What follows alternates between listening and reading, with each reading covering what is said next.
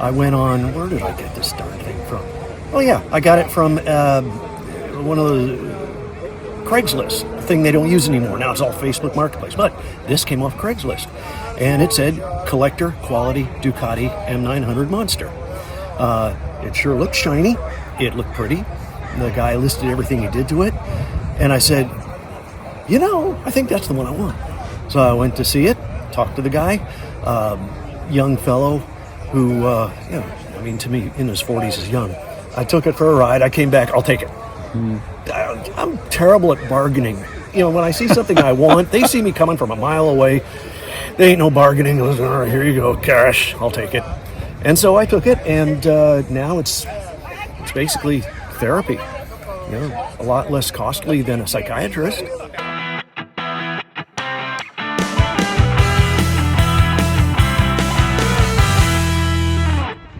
Hey everybody, welcome back to another edition of the Talking About Cars with Randy and Hot Rod Bob podcast. After all, everybody has a car story. For this episode, it was back to Huntington Beach, California for another stop at the Concours de Elegance there. We've had some good shows from there in the past. This one's full of great and unusual rides, and just for pathos, we threw in a motorcycle interview. You're going to like that. Hot Rod Bob was there as well as we caught up with not only some cars, but the aforementioned motorcycle that normally you would not see in public. We have a 1926 Dodge Brothers, actually a funeral car. I call her Patty Hearse, no pun intended. I've had her for 8 years. My son flips cars. He found it in a collection that was being sold off in Santa Ana. I told him when he was bringing it home, he had it sold 2 or 3 times. They said, no, I want to keep this. He said, Mom, why? I said, look at it. She's beautiful. It's a work of art. She's a masterpiece. You won't see anything like this. She's 100 years old. We have done, the wood was completely stripped a year ago and repainted. It didn't drive when we got it. My other son had to hone out the rear axle and put sleeve in it in order to drive it. She has a few modifications to make it safe for me to drive. She goes 35 miles an hour. She rattles like an old tractor, drives like a tractor, and she's just a lot of fun. So are you a big fan of scary movies? No, I'm not really a fan of scary movies. I just like the nostalgia and the beauty of the artwork, the car itself. It's she needs to be seen. She needs to be out and about. I'll go to car shows that are close, trailer it a little bit further, but we don't go too far. She's very heavy. She weighs 4,000 pounds because of all the wood in the back. Yeah, because a lot of people don't realize a lot of this faux siding and all this other stuff is wood, right? Yes, it's all wood. It's all wood, and it's beautifully crafted. I think it was like an old carriage. It's a Dodge Brothers truck chassis, 1-ton truck chassis, and then it goes to a modifier manufacturer, and they either made stake bed trucks or delivery trucks or hearse. I can't imagine in 1926 that they made more than a handful of these, because how many hearses you need. It came from Pennsylvania on the East Coast, and the guy that bought it, that was restoring it, he bought it at an auction. I can't get any history on it because they don't have any history on it. Tell me a little bit about what the family thinks about this, you mentioned. They think I'm a little bit weird and crazy, but we are a little bit weird and crazy. We love Halloween. We believe in the Lord, so this doesn't freak me out at all. It doesn't give me heebie-jeebies knowing that there's a casket in the back or what might have been in the casket. But we just enjoy it. So Halloween is a lot of fun. I do a lot of volunteer work with the USO, so I do trunk or treats on the bases, and we enjoy it. I was going to say, it must come out during Halloween. Oh, yes. My son dresses as Michael Myers and drags a chainsaw. So after we're through with about 350 trick-or-treaters at our house, we undo everything on the car, and I drive around, and he's looking in his mask. So we have a lot of fun. Gets a lot of looks. Yeah. Are you familiar with other people who have hearses? I mean, are you in that club? I am familiar. I've been to hearse type car shows. This by far is the oldest. I've won awards with it because it is the oldest.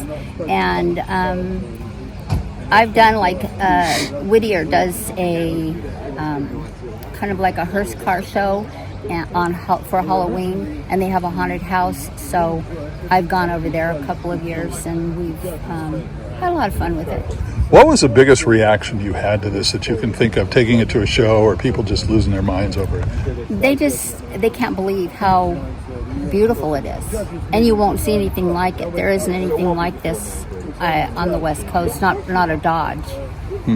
Probably not anything. I've never seen anything like it unless it was in a museum.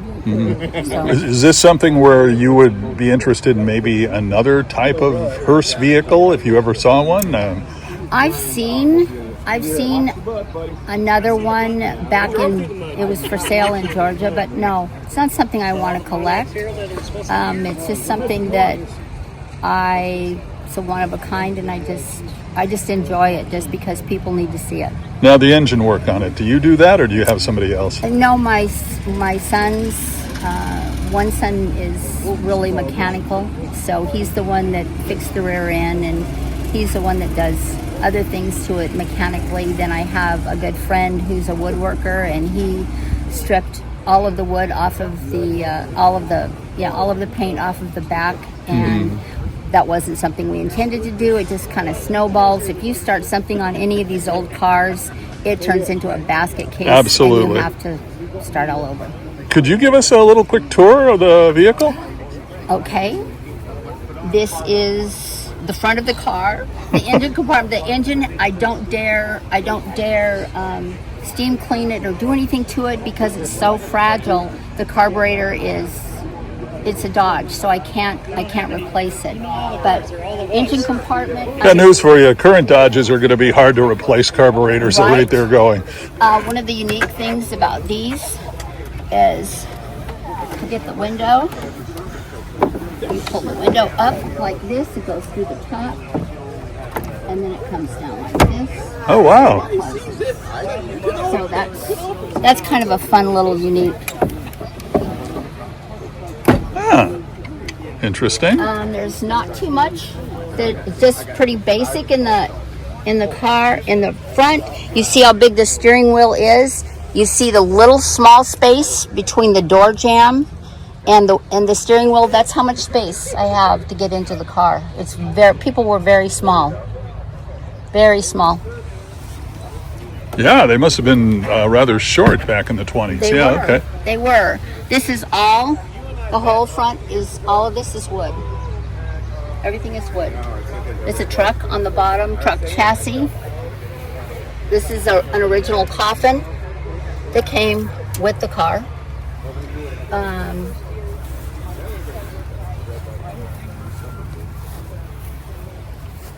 I see you've got Patty Hearst in the back here. Hold on. I have just her namesake. That's her namesake. Part of my era. So that's why, even though they called them funeral cars back in the day, it's still a hearse because it carries a casket. It's all wood. You can see all the wood in the top. All of this. There's 17 of these little rollers underneath the casket. The casket is very heavy. That's actually not supposed to be on the car. It's a 1926 LaFrance fire truck siren. Oh, wow. So you've used it before? Unofficially, of course.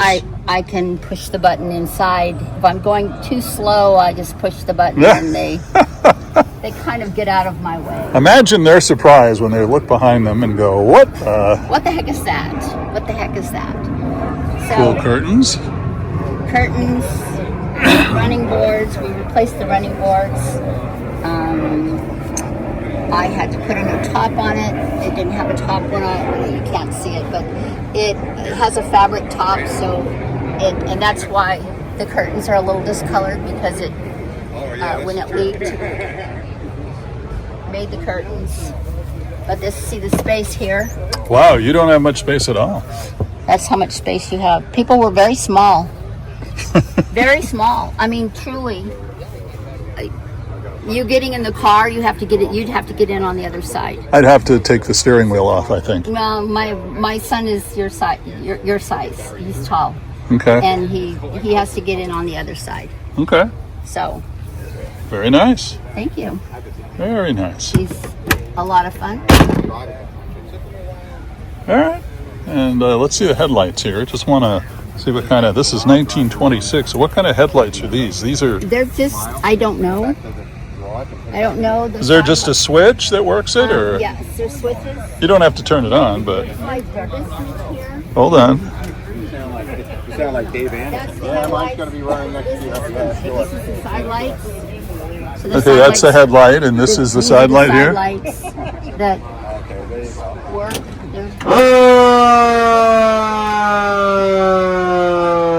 You naughty girl. Naughty girl. And then of course we've got the Well, you got all the sound effects on we've this. got all the sound effects. So you go through an intersection, you can give them all the bells and whistles. Give me a short review of this Ducati and what it meant to the Ducati fame and name as when it comes to motorcycling. Well, it wasn't just the name of Ducati it saved, it was the entire company it saved. What we're looking at here, this is a Ducati M900 Monster. The original Monster made from 1993 to 1999. They still make the Monster. Now the significance of this Monster is back in the early 90s, Ducati was on the verge of bankruptcy. They made sport bikes, bikes that were high performance, bikes you had to lean over real hard and hard on your wrist, hard on your back, and it only appealed to a small segment of riders. By 1990s, it wasn't enough, and Ducati was on the verge of bankruptcy. So one of their designers, Miguel Gallardo, young designer, said, why don't we make a Ducati that has the performance and the soul of what we're selling, except strip it down, take off all the fairings and bodywork, give it a more comfortable upright riding posture, make it affordable, and then sell that. As it debuted in Italy, it was called Il Mostro. At the show, they anglicized it, made it Il Monstro, and of course it became the Monster, which you see right here. Mm-hmm. So, the first year that the Monster was released, it accounted for half of Ducati's sales. It pulled them out of the pit, pulled them out of bankruptcy, and in fact, it created the naked bike category. This was the original naked bike. And so it carries on to today. You can see some examples. However, in my opinion, the early Ducatis had the soul. Define soul. Define soul.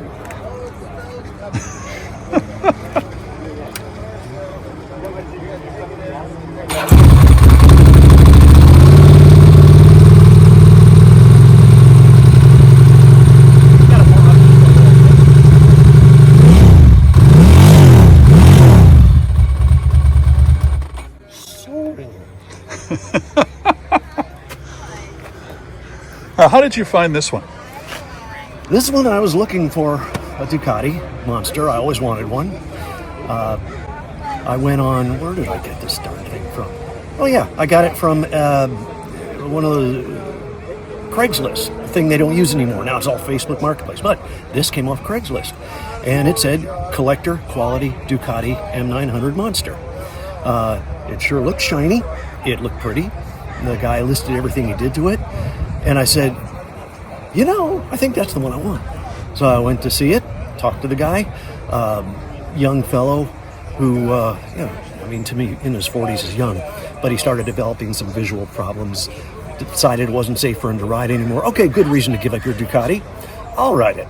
I took it for a ride. I came back. I'll take it. I'm terrible at bargaining. When I see something I want, they see me coming from a mile away. There ain't no bargaining. All right, here you go, cash. I'll take it.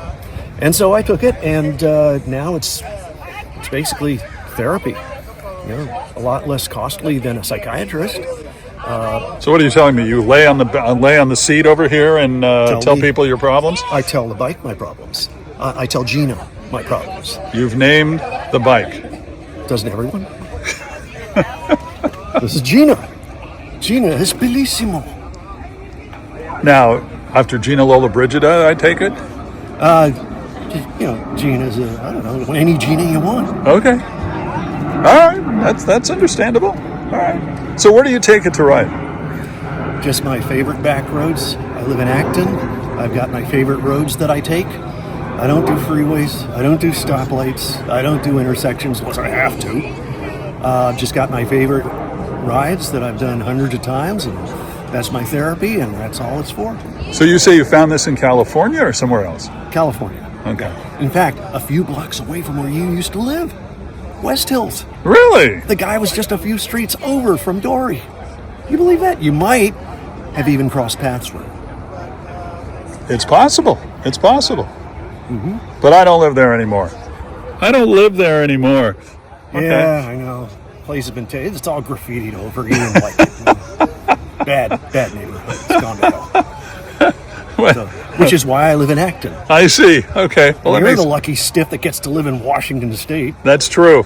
Well, I'm basically following your lead because you moved in Colorado. You moved to Colorado for a while, so you were out of state. Of course, then before that, when I was working in radio and TV, I was every freaking place. I was in Utah, and Nevada, and all sorts of places. Wherever you can get work, my man. Yeah, understand. That's what you got to do. How about the Ducati crowd? I mean, you've only been here a little bit. What reaction are you getting to it from the Ducati people? It's a brotherhood. I mean, all riders on the road are part of a brotherhood. We all understand the risk that we're taking.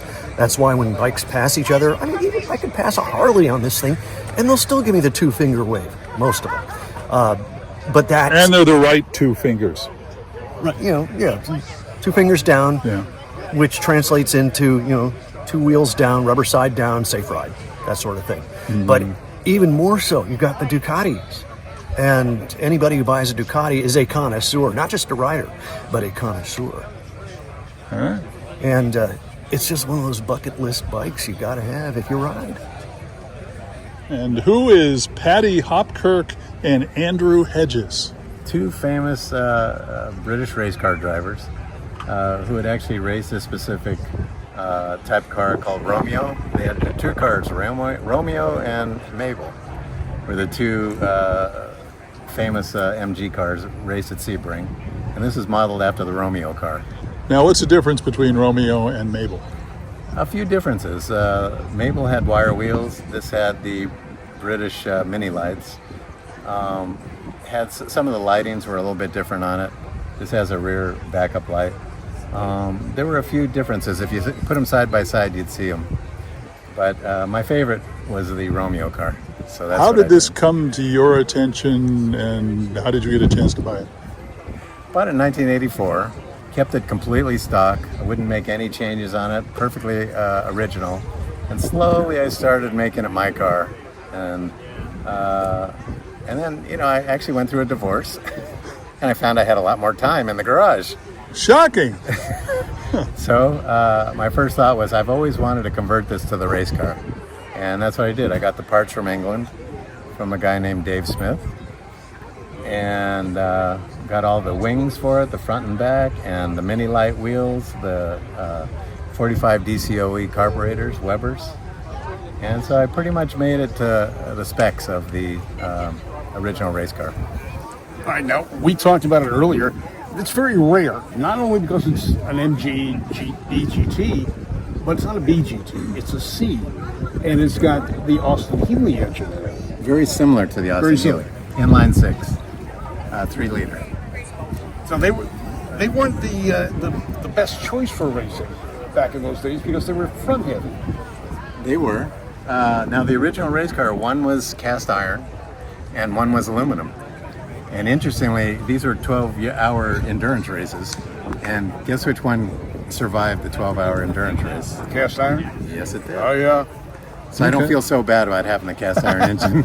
So what you're saying, it was Mabel cast iron? No, it was actually Romeo cast iron. Ah. The Mabel was the aluminum. So I'm just very happy with this. It took me quite a while to get it to this point. And do you race it? Never. I've been asked that question frequently, and actually the engine is set up very close to the standards. I've got the right cam in it, the correct carburation on it. light and flywheel. It's very specific to what the original race car had. But to me, it's a show car. And I had this engine out once.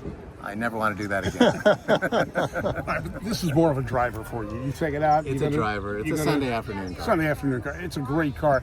I've not seen one with a rollback sunroof. Is that something you did? It is. I found an original Webasto dealer who had been a dealer. Obviously, they've been out of business for 30 years plus. But he had enough parts to put this together. But since then, as I say, I've kind of gotten away from the originality. I put power steering in it, and I've also got an electric air conditioning system in it. Oh, below the spare tire. Was this a shocking revelation to you? it was, because I've had a number of MGs and GTs, and yes, you cook in the summertime. Especially the 6-cylinder. Yeah, I mean, I remember taking a young lady on a ride one time, and we went up in the mountains, and she burnt her feet. The bottom of her shoes, she had the crepe-soled shoes, and they melted from the floor heat. You know how to impress the ladies, don't Oh, you? yeah, that's the last time we went out, I'll tell you that. But I've always loved the GT, and I've liked them with the flares. So when we saw yours coming up, first off, all the graphics on it definitely makes it stand out. But the flares, they make this vehicle look unique, and I've always loved the BGTs. What also incorporates the wider tire, Yeah. which you couldn't have done on the standard. No. The standard, I think, was a 165/15. Yeah. I don't remember, it's been so long. But yeah, it was a very narrow tire. And I because think you could that push was it to normal. 185. I think I've done that, but Yeah. these are like 225s. So. Is the car done, or is there something else you want to do to it? No, everything's pretty well done. Actually, there is one thing I'm going to put. Because of the carburation system, it's very thirsty. Mm-hmm. And so I want to put a heavier, a higher output fuel pump. And I installed a fuel regulator, so I can bring it down. The Webers are very specific. They like 3 to 3.5 PSI. Mm-hmm. And the original setup with the SU pump it's closer to about 2.5 to 3. So I want to pop it up to about 3.5. Yeah, and it doesn't have the volume necessarily. Exactly. That's the biggest thing. Yeah. I even had that with my SUs. Is when I autocrossed. When I autocrossed it, if I was in a long straightaway or sweeper, I would cavitate. I would lose some oil, or not oil. I would lose fuel pressure, and it would start to stumble. Yes, that's what it does. It stumbles between gears. So I'm just waiting to install my new fuel pump, and I'm hoping it takes that out. All right, still got the 4-speed? 4-speed with electric overdrive.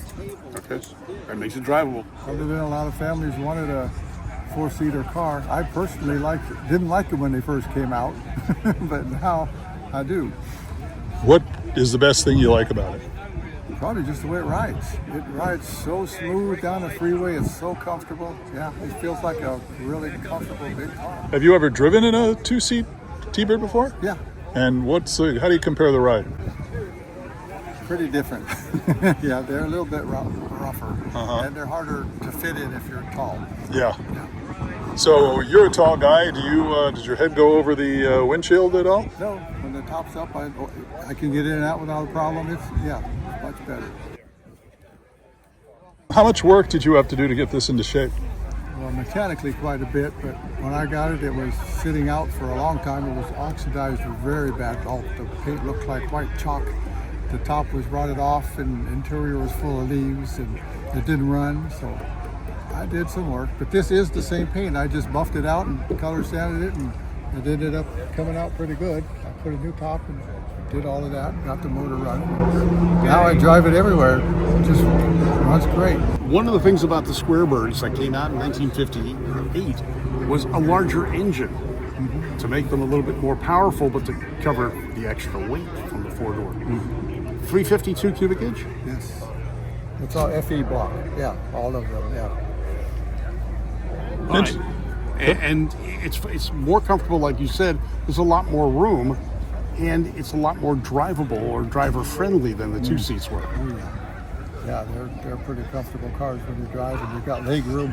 The seats sit way down low in them. You can see that. So that's why the windshield is not a problem, because you're down pretty far in the car. That's one of the things that was a big deal, was how low they were.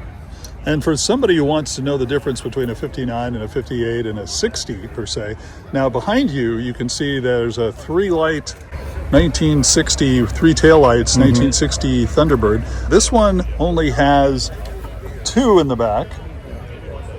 Do you know what the difference is really between the 58 and the 59 as far as those, how you tell the difference? That part's the same. It's just the side trim. And on the convertibles in 58, you had to lift the top up manually and put it down manually. This is the first year that it was electric, but you had to push a button that opens the trunk. You can push a button in here to put the top up. But then in 60, it's all automatic. They're really more convenient. So they went along, well, for example, also, I noticed here on the side, the trim you were talking about, there's really nothing on the side there, but on that 1960, you've got some trim at the end. Right, yeah. And Randy, there's also trim on the Bullet. If you look at this one, it's got a chrome surround, whereas on the later one, it doesn't. It doesn't, yeah. They moved it from there to there. And on the 58, I think it's up toward the front. They've done something. I'm not sure on 58. A car. Well, this is also a situation where the Early Bird, the car club that's doing this section, didn't allow anything newer than 57 in the club until very recently, and now they've expanded out to allow the multitude of Thunderbirds that have come out since the 2-seaters. It's interesting. A lot of these are bigger birds. You've got some other vehicles behind you, including the ones actually toward the end there, the 61 through 63 Thunderbirds. And now that you have this, I assume this is your number one favorite design, or is it? As far as Thunderbirds go, yeah. What's your second favorite? That's hard to say, but I've got a 34 Ford that I've had for many years, 59 years, and that's my favorite car. Oh, okay. I couldn't get rid of that one, but I have a sedan delivery, a Ford 56, that I've built as a daily driver with all modern stuff, a Bristol mod kind of car. I don't know, I just like cars. I'm not picky. Hey everybody, thanks for joining us again on another fun-filled Talking About Cars with Randy and Hot Rod Bob podcast. You know, if you made it this far, I'm guessing you liked what you saw, so please hit the like button, otherwise known as the thumbs up button, and let us know what you thought about the rides you saw. Plus, subscribe to our podcast on our YouTube channel, Talking About Cars with Randy and Hot Rod Bob. Make sure you check out all our episodes there, and even so, maybe check out some audio-only episodes on some other podcast sites.